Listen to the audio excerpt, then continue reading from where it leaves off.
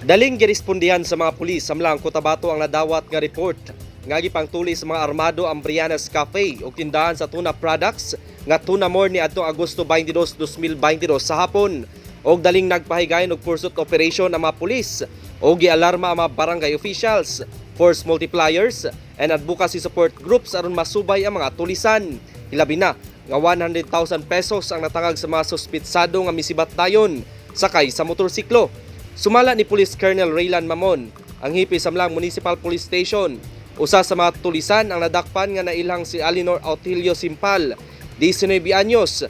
Dinina nakakuha og impormasyon ang mga pulis sa kauban ni Simpal og nadakpan ang laing upat pa ka mga kauban niini nga sila si Tongs Ingtan Bulacon, 38 anyos, Arnel Casan Bulacon, 19 anyos, Pros Bulacon Gangay, 26 anyos, Ika Salik Ibrahim, 26 anyos, nga pulos mga mag-uuma.